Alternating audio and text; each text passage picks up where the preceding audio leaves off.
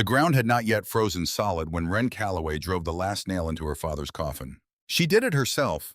The men standing around the gravesite in their dark coats shifted their weight and looked at the sky, at their boots, at each other, anywhere that wasn't her face. Women did not do this. Wren knew that. She drove the nail anyway, each strike clean, each strike final, because Vernon Calloway had built every fence post, every doorframe, every feed trough on this property with his own hands, and she was not going to let strangers close the last thing he would ever lie inside. Sable sat 3 feet behind her black against the gray November ground, watching with the particular stillness that working dogs reserve for moments they understood were important. The minister said words. Wren heard the shape of them without absorbing the meaning. Her eyes stayed on the pine box until the first shovelful of Montana dirt landed on the lid, and then she turned away because there was nothing left to watch. That evening, Hardin Calloway arrived from Helena. He came in a hired coach, which was the first thing Wren noticed. Not a wagon, not a horse, a coach with a driver who wore clean gloves. Hardin was Vernon's older brother by 11 years, a man who had left ranching behind in his 20s to pursue import trade in Helena and had done well enough at it to forget what cold felt like from the inside out. He was 61 now, broad through the shoulders but soft at the jaw, and he wore his grief the way men wore suits to funerals, correctly fitted, appropriate to the occasion, removed immediately afterward. He embraced Wren at the door. She felt the gesture as a calculation. Inside the kitchen, he set his leather satchel on the table her father had built from a single Douglas fir plank 30 years ago. The satchel landed with the particular weight of paperwork rather than personal effects. A man from Helena accompanied him. Narrow-faced, careful hands, the kind of suit that cost more than a month of ranch wages. He was introduced as Mr. Aldous Prine, attorney at law. Wren put water on for coffee because her hands needed something to do. Hardin spoke carefully, the way men spoke when they had rehearsed. He expressed sorrow for Vernon. He expressed admiration for how Wren had managed the property. He used the word stewardship twice, which was a word that meant something other than ownership, and Wren filed that away. Prine opened the satchel. The legal situation, as Prine explained it with the neutral tone of a man describing weather patterns, was governed by Montana territorial statute and the subsequent state land codes of 1886. A female heir unmarried without a designated male co-owner or legal guardian on record could not independently hold title to agricultural land above 40 acres. Vernon Calloway had not placed Wren's name on the deed. He had not, Prine said with careful precision, placed her name on anything. The coffee water began to steam. Wren had known her father's views on paperwork. Vernon believed a man's word was his bond, and that documents were what lawyers needed because lawyers had no bond worth trusting. He had told her this approximately once a year for as long as she could remember, always with the satisfied expression of a man who had arrived at a permanent truth. She had never pushed him to formalize what they both understood, that the ranch was as much hers as his, that she had earned every acre of it with a decade of pre-dawn work and 100 decisions made while he slept. She understood now. In the kitchen of the house she had replastered twice. Standing over the stove she had repaired with salvaged iron fittings the winter of 1883. That understanding was not the same thing as ownership. Hardin slid an envelope across the Douglas fir table. $15. A letter of introduction to a boarding house in Harlan's Ford operated by a widow named Mrs. Covington, who was known to take in respectable women of limited circumstance. Wren looked at the envelope. She looked at Hardin. His expression held something that was almost apology, the faint discomfort of a man who knew the outcome was unjust, but had arranged it correctly nonetheless. "You'll want to be settled before the snow comes in properly," he said. Wren picked up the envelope. She did not open it. She put it in her coat pocket. Then she looked past Hardin's shoulder at the desk in the corner of the room, the small writing desk where he had set out several documents earlier while she was at the well. She had been moving quickly, not paying attention to anything except keeping her hands occupied. But she had looked up once, and Hardin had been bending over something large and folded, and Prine had been pointing at a section of it with one finger. A map, large, unfolded across the surface of her father's desk. She had not seen it clearly. She had seen the color, the particular red-brown of cartographic ink on survey paper, and she had seen lines, deliberate lines, running in a direction that was not road nor river nor fence line. She had seen them for perhaps 2 seconds before Hardin noticed her attention and shifted to block her view. She said nothing about it then. That night, long after the coach had returned to wherever hired coaches waited for men like Hardin Wren, sat in the kitchen with Sable's head on her knee and a single candle burning down. The house made its familiar sounds, the creak of the north wall and wind, the tick of the iron stove cooling the faint movement of horses in the far paddock. She had listened to these sounds for 29 years. She knew the house the way she knew her own breathing. She thought about the lines on the map. She thought about why a Helena merchant would bring a survey map to a bereavement call. She stored the question the same way she stored everything she couldn't yet answer, in a part of her mind that was patient and did not require resolution on any particular schedule. In the morning she packed. She was deliberate about it. Not rushed, not emotional deliberate the way she approached every task that required judgment rather than speed. She took the wool shirt her father had given her 3 winters ago, worn soft at the elbows, now still the warmest thing she owned. The leather gloves with the double-stitched palm that she had made herself from a hide, she had tanned herself. The small farrier's hammer, not the large one. The small one with the handle worn smooth from her father's grip, and then from hers, because a farrier's hammer was also a tool for breaking ice, driving stakes, prying frozen hinges, and a dozen other things that a woman alone in winter might need. She was not a large woman, but years at the forge had built her square through the shoulders, and her gray eyes had the focused, slightly narrowed quality of someone accustomed to reading distance. She took a length of rope. She took her knife. She took the half loaf of cornbread left from yesterday's baking wrapped in cloth. She left the quilt on the bed, which someone else would need. She left the good lantern on the hook, which the house would need. She left the rocking chair by the window, where it had sat since before she was born. Sable was already at the door. Wren tied the rope to the dog's collar. Not the thin leather lead she used in good weather, but proper rope because leather cracked in cold, and she did not intend to lose the only reliable partner she had in whatever was coming next. She opened the door into the gray pre-dawn, stepped off the porch, and heard the bolt slide home behind her. She did not know if Hardin had done it or Prine. It did not matter who had done it. She walked. The road to Harlan's Ford ran south along the base of the valley before angling east through 2 creek crossings and a stretch of open grazing land that provided no windbreak of any kind. In good conditions, dry ground, no wind, reasonable temperature, a person on foot could cover 14 miles in 5 hours. Wren had done it in 4 once when she was 23, and a horse had thrown a shoe 2 miles out, and she had carried the saddle back rather than leave it on the road. These were not good conditions. The first sign was the smell of specific sharpness in the air that was not simply cold, but pressure, the way the atmosphere pushed down before a major storm rather than before an ordinary one. Wren had grown up reading weather the way her father read cattle, not with instruments, not with almanacs, but with accumulated attention. She knew the difference between a sky that was gray because it was winter and a sky that was gray because it was preparing to do something serious. This sky was preparing to do something serious. She adjusted her pace, lengthened her stride, calculated. If the storm arrived in 3 hours, she had a reasonable margin. If it arrived in 2, she would need to make a decision before the second creek crossing. If it arrived in 1, she did not finish that calculation because finishing it was not useful. The first creek crossing went without incident. The water was low and mostly frozen at the edges. She crossed on ice thick enough to hold her weight without groaning. Sable went ahead testing as she always did, then looked back once to confirm Wren was following. By the second mile, water had begun seeping through the right boot. Wren registered this without reacting. Reaction used heat that she could not afford to spare. She noted the fact of it, added it to her calculations, and kept walking. 2 miles out. 12 to go. Right boot compromised. Temperature dropping faster than the sky had suggested, which meant the storm was moving faster than she had estimated. The mathematics were not encouraging. By the time she reached the gap between the 2 stands of cottonwood that marked the halfway point to the second crossing, 2 toes on her right foot had lost sensation. This was not alarming in itself. She had worked through worse on winter mornings, starting the livestock before dawn. What was alarming was the speed of it. Sensation left the way, water left a poorly sealed container, not in a rush, quietly, steadily, until you reached for what should have been there and found it gone. She knew how cold killed, not through pain primarily. Pain was cold's early conversation, its opening statement. Cold's final argument was silence, the gradual suspension of alarm. The narrowing of concern, the moment when sitting down began to seem not like surrender, but like sense.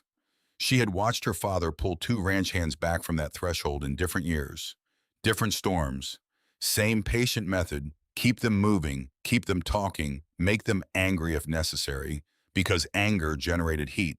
She had no one to keep her moving except herself, which was not a new situation. The wind shifted, not strongly, a subtle rotation, the kind that happened when a landscape feature interrupted the prevailing flow. Wren stopped walking. She stood still for a full 10 seconds, which was long enough to feel the cold beginning to bite through her coat seams, and she paid attention to the air around her. The wind from the south was hitting her face directly. The wind from the northwest, the leading edge of whatever the sky was building, was striking from the upper left. But near the western rise, near the dark mass of Copperhead Ridge, where the limestone broke through the earth in long pale shelves, the movement was different. Lower. Slower. Broken apart by something that interrupted the open flow. Wren studied the ridge. From here it looked like it always looked, dense ponderosa pine on the lower slopes, pale limestone showing through on the upper faces, the particular dark green to gray transition that meant the trees thinned as the rock took over. She had ridden along its base a dozen times over the years. She had never gone up into it. Sable had stopped 3 steps ahead and was standing absolutely still, facing west. Her ears were forward. Her tail was low, not tucked, just low, the position that meant attention rather than fear. The dog turned her head and looked directly at Wren.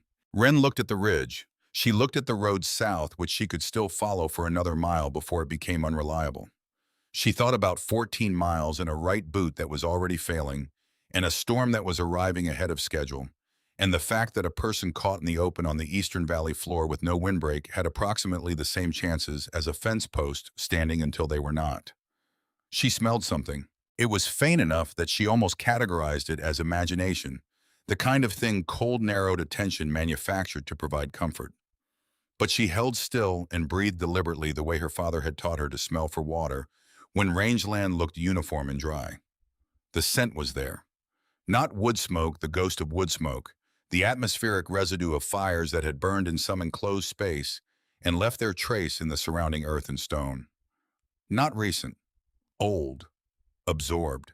Someone had burned wood up there. Not last week, not last year. Repeatedly over time, in a contained place. Sable took 3 steps toward the ridge and stopped. Wren's hand loosened on the rope. She thought about it for exactly as long as she could afford to think about it, which was not long. The road offered direction and the familiar logic of a known path. The ridge offered none of those things. It offered only the physical evidence of a windbreak, the faint ghost of a smell that might mean nothing.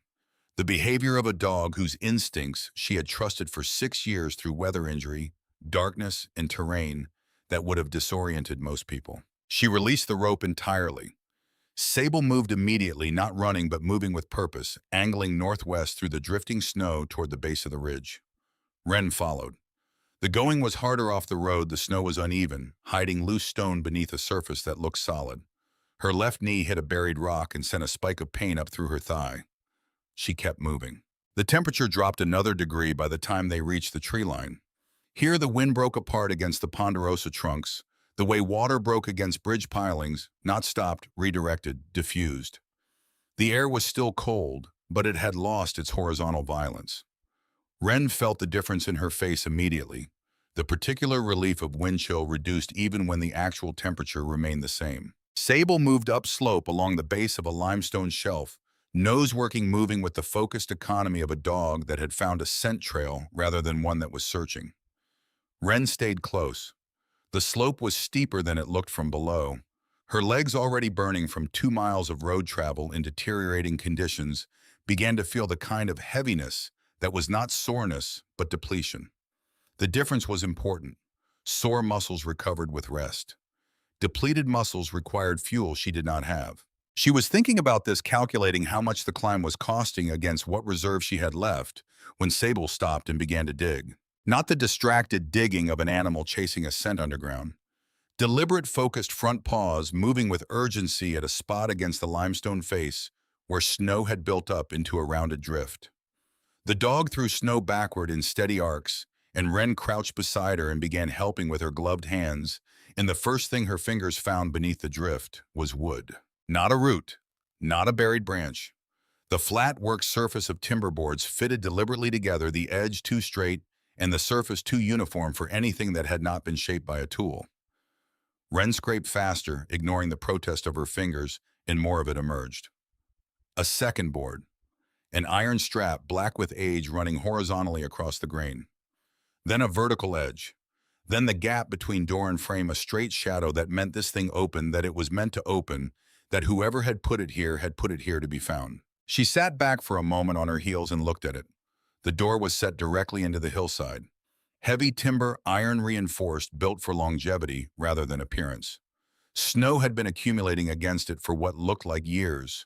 The drift was not from this storm alone, but from many layered and compressed into something more like ice than powder at the bottom. The wood beneath the ice was gray with weathering but not rotten. Whatever had been used to treat it had done its work. Sable pressed her nose to the lower edge of the frame and held still. Her body was relaxed. Her breathing was even. Wren grabbed the iron handle with both hands and pulled. The hinges resisted decades of compression, possibly ice in the mechanism, the simple weight of a door built to keep things out. Wren set her feet, adjusted her grip, put her back into it with the particular leverage of someone who had spent years at a forge, learning how much force different materials required before they yielded. The hinges groaned. A crack appeared along the frame. Then the door shifted, swung outward 6 inches, and a breath of air moved past her face. She held her hands toward the gap. Dry. The air from inside was cold, carrying the deep earth chill of something long sealed, but it was dry in a way that the air around her was not. No moisture, no mildew, no smell of rot or animal habitation. Just earth-old wood, and beneath those so faint she might have imagined it the ghost of old ash. She pulled the door wider. The darkness beyond it was complete. She struck a match with fingers that barely cooperated, cupping the flame against the wind, holding it toward the opening. Stone steps descended into the earth. Cedar beams lined the passage walls. Packed earth showed between them, dry, holding its shape. The tunnel went down farther than the match could illuminate before the flame died against her fingers. Sable walked in without hesitation. Wren looked back once at the storm, at the white wall of it, moving down from the northwest, at the valley floor below, already disappearing into blowing snow, at the road to Harlan's Ford. That was no longer a road, but a general direction in a landscape that was becoming uniformly white. She followed the dog inside. She pulled the heavy door shut behind her, and the roar of the storm, which she had stopped consciously hearing an hour ago because her mind had been occupied with more immediate problems, disappeared as though it had never existed. The silence was so complete that she could hear Sable breathing in the dark below her. She struck another match. The steps were 12 in total. Wren counted them without deciding, to the way a person counted things when their hands were occupied with matches and their eyes were occupied with darkness, and their mind needed something simple to hold on to. At the bottom, the passage widened without warning, the cedar-lined walls pulling back on both sides, the ceiling lifting, the compressed tunnel releasing into a space that the match flame could not fully reach in any direction. She stood at the threshold of it and let the match burn down to her fingers before striking another. The chamber was the size of a generous barn stall, maybe larger. Her second match revealed the shelving, first floor-to-ceiling construction along every wall.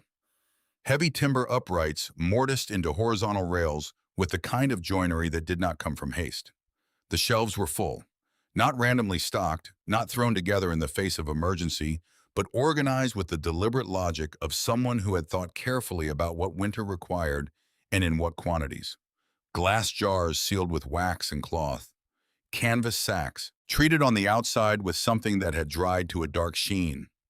Iron hooks along the upper rail holding wrapped bundles. Barrels on the floor, not sitting directly on the packed earth but raised on flat limestone pieces laid deliberately beneath each one. Her third match found the stove. Cast iron, small size for efficiency rather than comfort. The kind of calculation a person made when they understood that large fires consumed resources faster than they produced warmth. The stovepipe rose from it and angled toward the rear wall, disappearing into the stone at a point roughly 8 feet up. Beside the stove, covered with canvas, treated the same dark way as the sack sat, split cedar. Not a day's worth. Not a week's worth. A quantity measured in months. The match died. In the absolute dark, Wren heard Sable cross the room and lower herself to the floor with the heavy exhale of an animal that had decided a place was safe. The sound of it, that specific unself-conscious settling, carried more information than an hour of investigation would have. She found the stove by memory and touch, opened the firebox door. Her fingers found old ash inside dry ash, not the damp paste that formed when moisture had gotten into a space. She took kindling from beneath the canvas, the smallest pieces, cedar split fine. She took the time to build it properly, despite the protest of cold fingers tinder first, then kindling, graduated by thickness, the architecture of a fire that would catch rather than a fire that would need coaxing. She struck a match. The flame caught the tinder caught the kindling. For 90 seconds, everything moved as it should. Then the draft failed. Smoke rolled back through the firebox door in a slow gray wave, spreading across the ceiling of the chamber in layers that thickened as she watched. Sable was on her feet, immediately backing toward the far wall. Wren did not reach for the water bucket. She stood still for a moment with her eyes on the stovepipe where it entered the stone, watching the behavior of the smoke. Which direction it moved, whether it moved at all, what the movement told her about where the obstruction was. She had spent 11 years working a forge. The relationship between fire and airflow was not abstract to her. A forge without proper draft was a forge that poisoned the smith and ruined the iron. You did not fight the problem with force. You found where the system had broken down. The smoke was moving upward to the ceiling, but not being pulled into the pipe. That meant the blockage was above the junction point, somewhere in the section of pipe that ran through the stone, or at the exit point on the surface, where the storm had pushed snow across the opening. She found the iron rod by running her hand along the wall near the stove, the same wall where a careful person would have hung tools for exactly this situation. The rod was there, hanging on a pair of iron brackets, roughly 4 feet long. She climbed onto the nearest storage crate, braced herself against the ceiling beam, pushed the rod up into the pipe junction above the stove, and began working it carefully upward. The resistance came at about 3 feet of extension, not hard resistance, the yielding pressure of compacted snow. She pushed steadily. The rod moved through it. Something shifted above, a muffled concussion transmitted down through the iron, and then cold air dropped through the pipe in a sudden column that made the smoke in the room reverse direction immediately.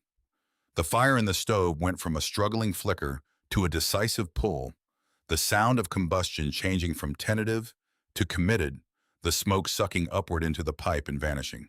Wren climbed down from the crate. She added 2 larger pieces of cedar to the firebox, adjusted the damper, closed the door. Then she sat on the floor with her back against the limestone wall behind the stove and began the slow, painful process of removing her boots. The right boot had to be worked off carefully. When it finally came free, she set it near the stove where it immediately began releasing steam from the wet interior. She unwrapped the cloth from around her foot and examined her toes in the firelight. The 2 that had gone numb on the road were returning now, the sensation coming back in waves that were more pain than warmth, which was correct. Pain meant the tissue was responding. Silence would have been the worst news. She ate a portion of the cornbread. She drank water from the bucket near the far wall. It had a skim of ice on the surface, thin enough to break with a finger, which meant the chamber's temperature was slightly below freezing, but not dramatically so. She did not eat more than a portion because she did not yet know how long she would be here or how many people she might be feeding before it was over. That thought arrived before she had consciously invited it. Sable had returned to the spot near the stove and was asleep before the cedar caught its full heat. Wren turned to the shelving. She inventoried by firelight, methodically starting at the left wall and working clockwise. The glass jars held preserved vegetables, beans, carrots, something she thought might be turnip. The canvas sacks held grain rye, by the texture packed dry. The wrap bundles on the upper hooks were salt pork, she determined by smell before she unwrapped the first one. The barrels held more grain. The potatoes were packed in ash. She found this when she pried the lid from a wooden box near the rear wall and put her hand in, carefully, ash first, then the firm round shape of a potato beneath, the ash drawing moisture away from the skin to slow deterioration. Someone had thought about every variable. Not one aspect of this storage had been arranged by instinct or habit. Every decision showed the reasoning behind it, why this here, why that covered, why these elevated off the ground. It was the record of a mind that had encountered the problem of winter with the specific attention of someone who had lost something to it before. She found the tin box on her second circuit of the room, not her first. It was under a loose section of the floor planking near the stove, placed low and covered by habit, the way a person stored valuable things near heat, without thinking about it consciously. A flat tin the seam run around with solder to make it weatherproof. The lid required a knife blade to open, inside a journal. Leather cover water-stained at the corners but intact. The pages were dry. She opened it near the fire. The handwriting on the first page was deliberate rather than elegant. A man who had learned to write as a practical skill, not an ornamental one. At the top of the first page, a name, Ezra Mott. Below it, a date, October 1871. Below that, without preamble or explanation, built this so someone else doesn't have to learn what I learned. Ezra Mott had been a blacksmith. She learned this on the third page, where he described his work at the freight relay station above the northern passes. He maintained the equipment, shod the horses, repaired the wagons. He had built this chamber, beginning in the autumn of 1871, after the previous winter had shown him with the patient brutality that Montana used as a teaching method that everything he thought he knew about surviving cold above ground was insufficient. The station's supply shed had rotted from repeated freeze-thaw cycles. The flour had absorbed moisture and become useless. The salt pork had frozen solid, thawed partially when the cabin temperature rose, then spoiled in the cycle. The wall seams let wind through regardless of how much material was stuffed between the boards. He had started digging in September of 1871. He had finished the main chamber by December of that year, working alone most of the time, because the other men at the station thought the project was eccentric at best. The journal was a record of what he had learned. Temperature readings, wood consumption, which foods lasted underground and which didn't. Sketches of the ventilation arrangement. She could see his reasoning in the drawings, the way he had positioned the intake shaft lower than the exhaust to create a passive draw, the same principle that governed a forge bellows. He had corrected the design twice over the first two winters, notations in the margin, showing where the theory had met reality and required adjustment. One page held a single line pressed harder into the paper than anything around it. Cabins lose heat because winter touches every wall. The earth doesn't change in a single night. Wren turned the pages carefully. The final dated entry was a March of 1879. After that, only blank pages. She closed the journal without forcing an interpretation of the silence at the end. She understood the man well enough from what he had written. He had not built this place for comfort or for pride. He had built it because the alternative was losing more things than he could afford to lose, and he had built it with the precision of someone who understood that precision was the only argument winter accepted. Outside, the storm was making itself known, even through the earth above. Not through sound, but through the occasional vibration in the ceiling, the faint dust that sifted from between the planking when a particular gust hit the slope above with enough force. Each time the dust settled, the walls did not move. The temperature inside did not change. On the fourth day, Wren noticed the moisture. A thin bead of condensation had formed along the underside of the main ceiling beam near the rear storage area. She found it during her morning inspection, a circuit of the chamber she completed twice daily to catch problems before they became crises. The condensation was not dramatic, a single bead trembling at the low point of the beam. She understood the mechanism immediately. Heat without sufficient airflow created the conditions for moisture to condense on any surface that was slightly cooler than the surrounding air. She had watched it happen in the forge on cold iron brought into a warm room on the stone walls near the water barrel in summer. The stove had been running slightly too high, pushing the chamber temperature past the point where the earth's stable cold began to cause surface condensation on the timber. She spent the morning correcting it. She used the iron rod to widen the secondary intake shaft, a smaller opening than the main exhaust positioned near the floor behind the rear shelving, designed to bring cold, fresh air into the lower portion of the chamber, while warm air rose and exited above. Ezra had drawn it in his notebook. She had noted its position on her first day without fully understanding its function. Now she understood it. The same principle that governed a forge bellows governed this room. She let the fire drop lower, feeding it less frequently, maintaining warmth through accumulation rather than constant combustion. By evening, the condensation on the ceiling beam had dried. The grain sacks remained sound. The air in the chamber tasted cleaner. She was adding a measured piece of cedar to the firebox when Sable lifted her head from the floor. The dog did not growl. Her ears came forward and her eyes went to the tunnel entrance with the focused attention that meant she had heard something worth categorizing. Not danger, Wren had learned over 6 years to read the difference. This was the posture of uncertainty of a sound that required identification rather than a threat that required response. Then Wren heard it too. 3 impacts against the door above. Slow, irregular, the kind of rhythm produced by someone who was conserving energy rather than someone signaling urgency, the rhythm of a person who was not certain they had enough strength left for urgency. She took the farrier's hammer from her pack out of habit, not fear, and climbed the 12 steps to the door. The cold hit her face when she cracked it open. Not the cold of the chamber, but the full cold of the surface. The storm air that had been working on the world above for 5 days without rest. She pushed the door wider against the accumulated snow, bracing with her shoulder, and the figure outside resolved in the dim gray light. A woman older bent sideways against the wind with one arm around the shoulders of a child. Snow had built on them both to a depth that suggested they had been moving through it for a long time without shelter. The woman's eyes were open but slow, the particular slowness of a person whose body had begun prioritizing its core at the expense of everything peripheral, including thought. "We saw smoke," her voice came out barely above the wind. "Thought maybe hunters." The child, a girl, perhaps 9, her face almost entirely hidden inside a scarf that had frozen stiff at the edges, said nothing. Her jaw was moving in the small, involuntary motion of muscles, trying to generate heat through any available mechanism. Wren took the woman's arm and pulled both of them inside without ceremony, turned back to push the door closed against the wind's objection, dropped the timber bar into its brackets. The storm sound cut off. She guided them down the 12 steps by feel, and firelight settled them near the stove, without asking questions that could wait. She unwrapped the child's hands first. The gloves were frozen into a shape that was no longer the shape of hands. She worked the leather loose carefully, the way she worked iron fittings that had seized in cold slowly without forcing anything that wasn't ready to move.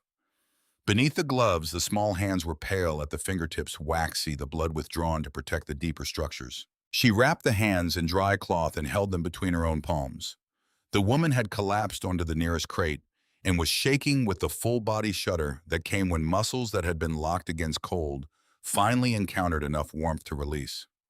She looked around the chamber with the unfocused gaze of someone whose mind was still catching up to the information her eyes were providing. "What is this place?"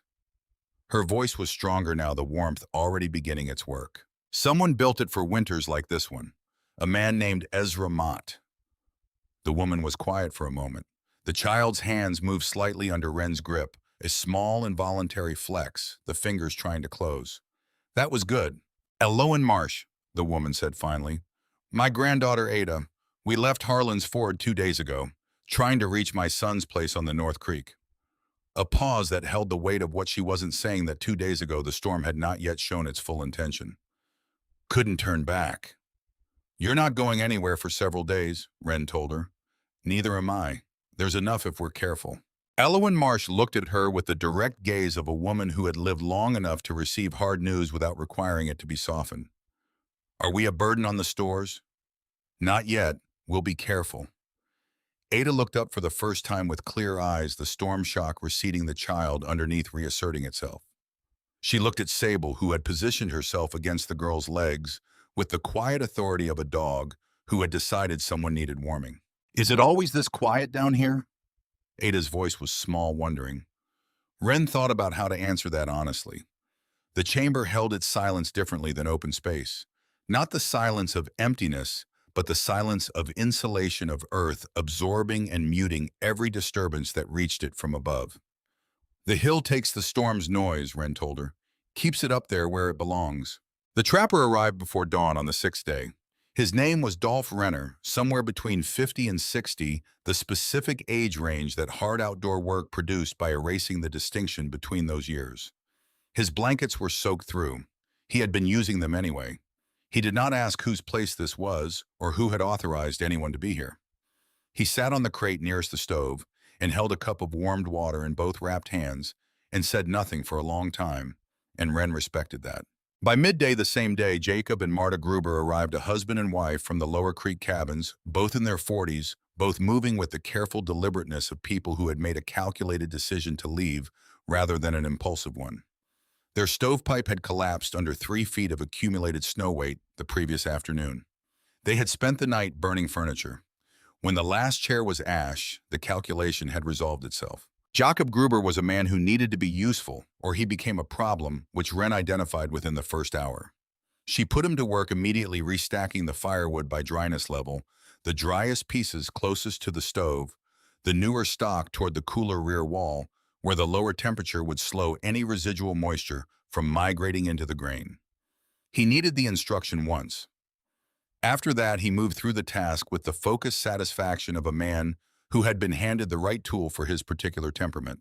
From Marta and Elowen's quiet conversation, Wren gathered what was happening in the valley. At least 4 families on the eastern road had lost their primary heat source in the first 3 days.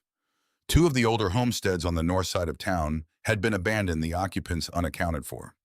The general store had been overwhelmed with people sheltering inside before the storm's second surge hit, and the building's stove was not designed for that load.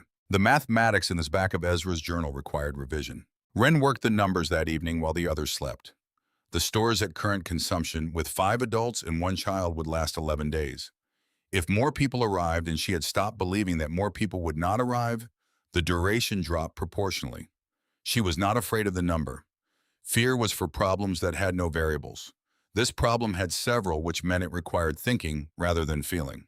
On the 7th day, 3 more people arrived within hours of each other. A young couple whose flower stores had turned to paste when icy meltwater worked through a crack in their storage shed wall. Then an older man, alone people called him Sutton. He had been working a small claim on the ridge's western face since summer, and his tent had failed on day 2 of the storm, in a way that suggested he was fortunate to have made it this far. The chamber was populated now. The quality of the air changed, with more bodies occupying it, warmer, which was welcome but heavier in a way that required attention. Wren checked the intake shaft twice daily.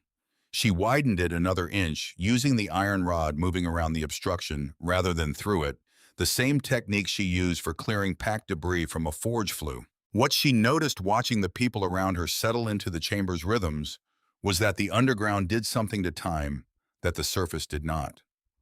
Above ground, a storm was a visible, audible, ongoing event. Here there was none of that. People slept better than they would have expected. They ate less because cold air above ground drove appetite upward, regardless of available food. They spoke in lower voices without being asked.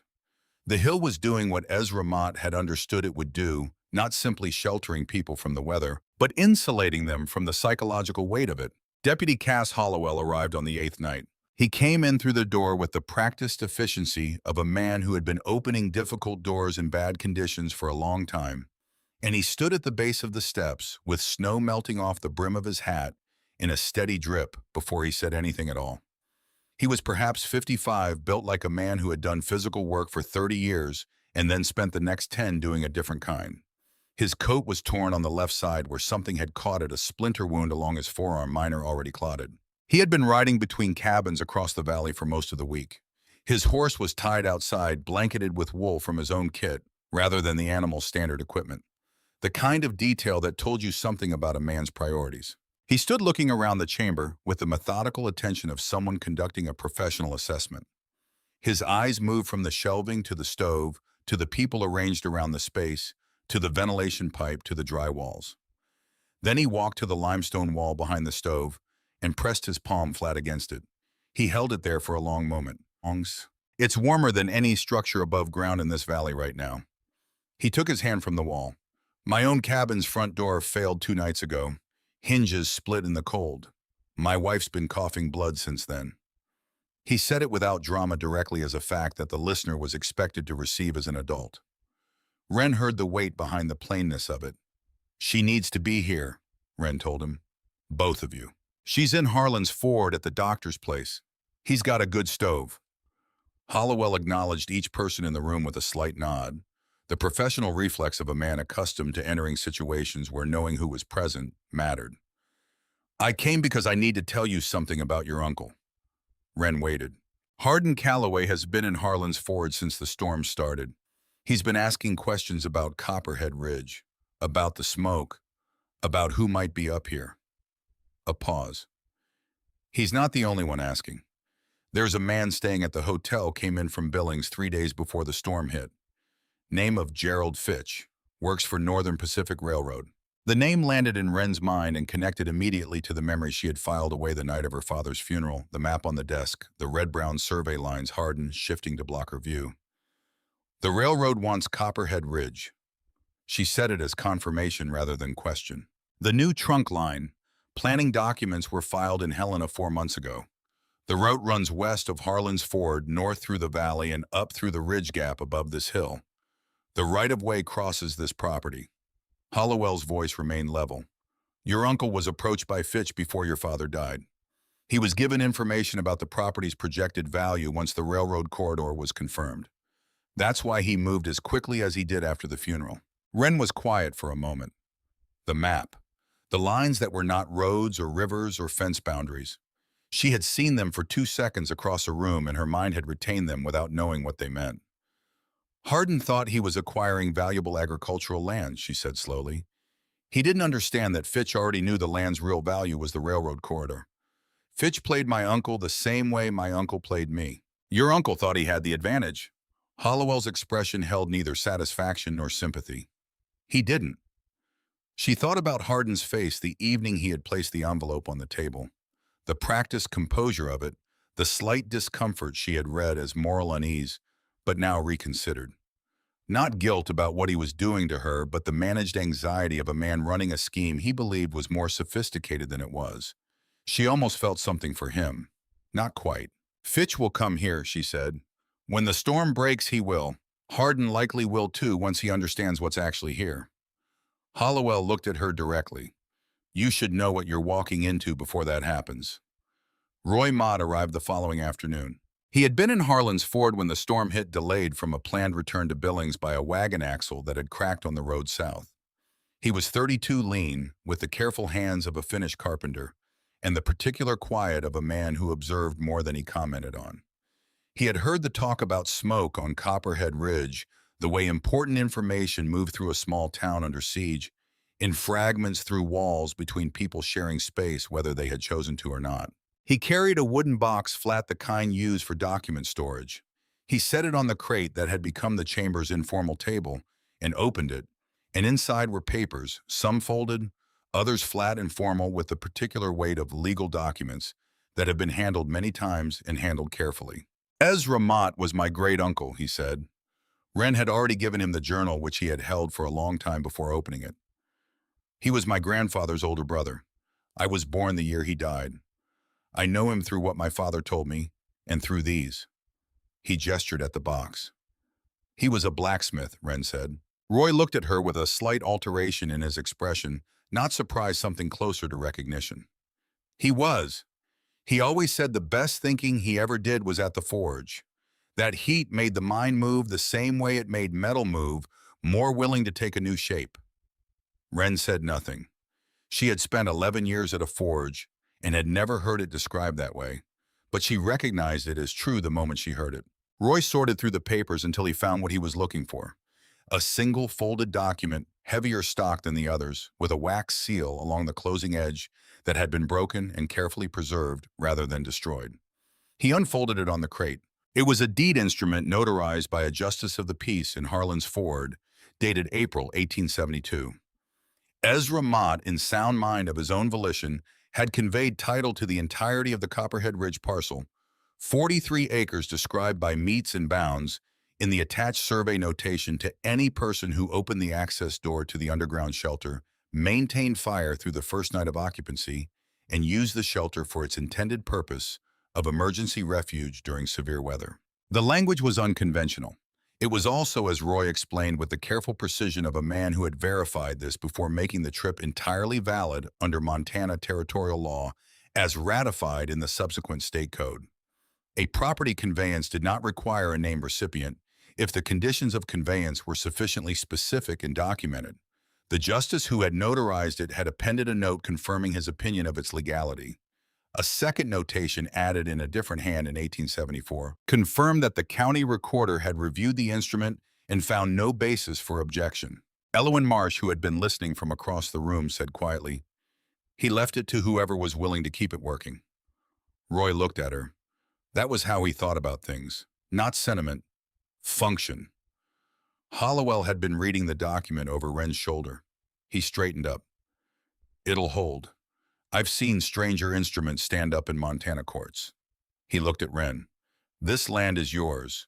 Fitch can make an offer. You can decide what to do with it. Roy turned to a page near the back of the journal, a page Wren had not reached, the paper slightly stuck to the one behind it. He worked it loose carefully, using warmth from the stove rather than force, and read aloud what was written there in Ezra's pressed, deliberate hand. Built it for the one winter sends. I hope they're stubborn enough to stay. Wren looked at the words for a long time. Then she looked at Roy.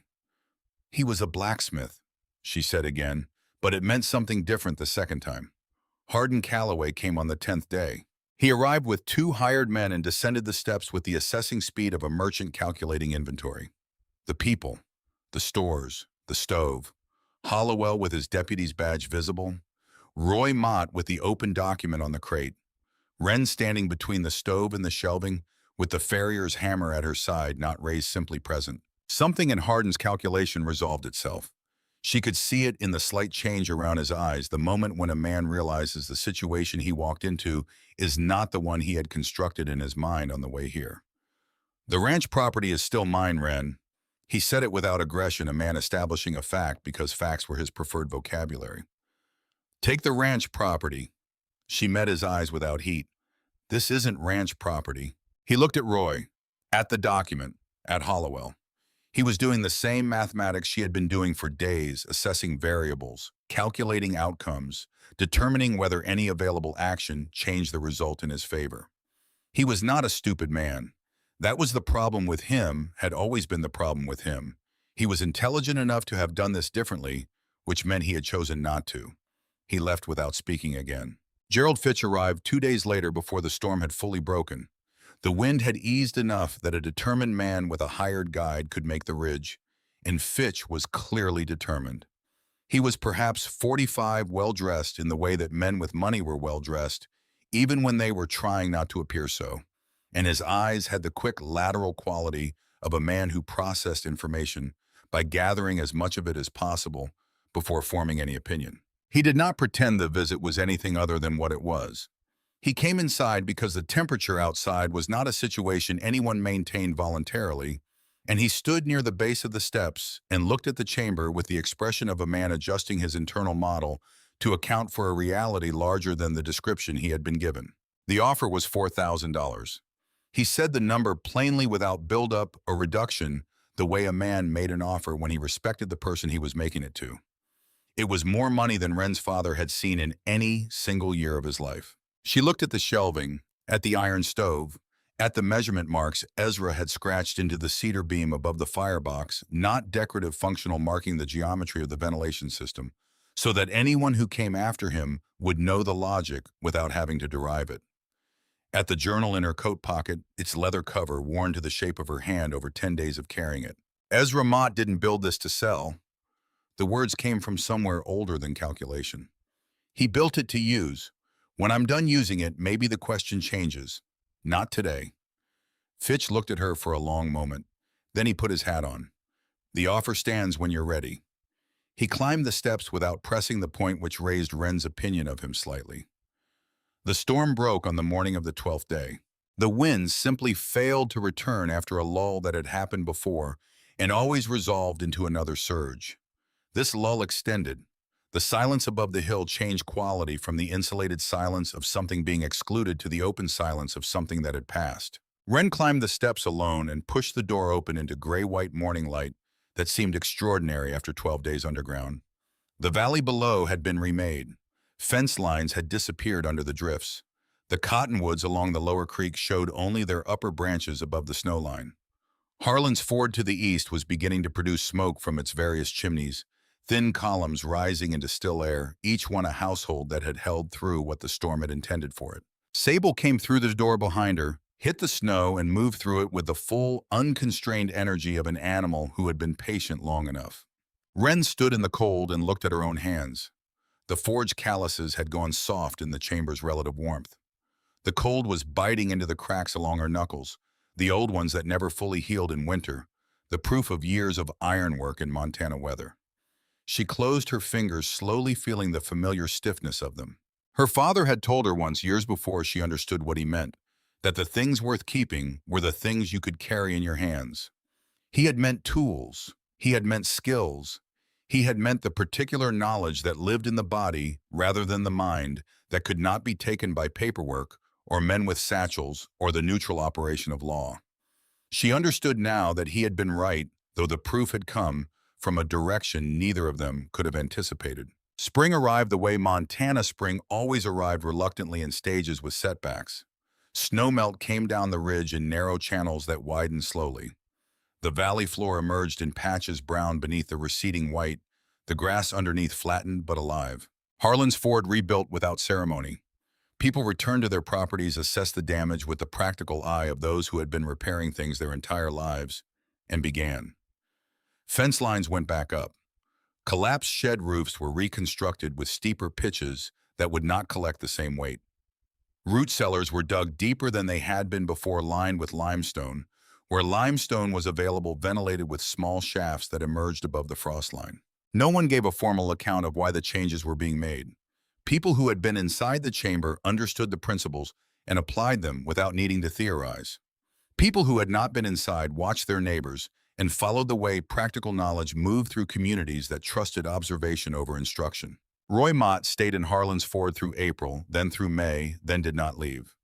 There was enough carpenter's work for a man with his skills, and he had developed the habit of spending Sunday afternoons at Copperhead Ridge, ostensibly to check the structural integrity of the chamber's cedar supports, which had survived the winter without issue and did not require weekly inspection. Hollowell's wife recovered through the spring.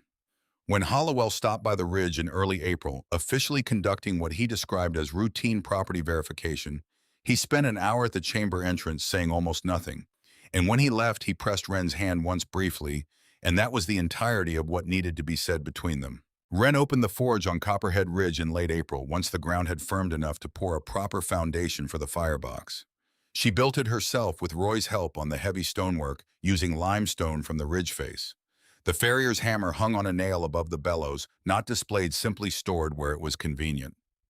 The first customers were the Grubers, who needed their plow blades sharpened for planting. Wren did not charge them. They did not comment on this. The hatch door to the chamber below was never locked from the outside. She saw no reason to change that. Winter in Montana was not a negotiable proposition, and Ezra Mott had understood this better than most, and she saw no wisdom in undoing what a careful man had built correctly. On a morning in late May, with the smell of pine warming in the first real sun of the season, she descended alone into the chamber. She had not been in it since the last person had gone home nearly 2 months before. The air was cool, the deep earth temperature that never fully rose to match the surface. The stores were lower but not depleted. The stove was cold. The limestone wall had returned to its ambient chill, all the heat it had absorbed through the winter long since redistributed into the hill. She ran her hand along the ceiling beam above the firebox, the one where Ezra had scratched his measurement marks. The marks were still there, precise, cut into the cedar, with the deliberateness of a man who expected them to be needed again. She took the small, cold chisel she used for detail work at the forge. She found the section of beam just below Ezra's marks where the wood was clear. She worked slowly because the letters needed to be right. Not large, not decorative.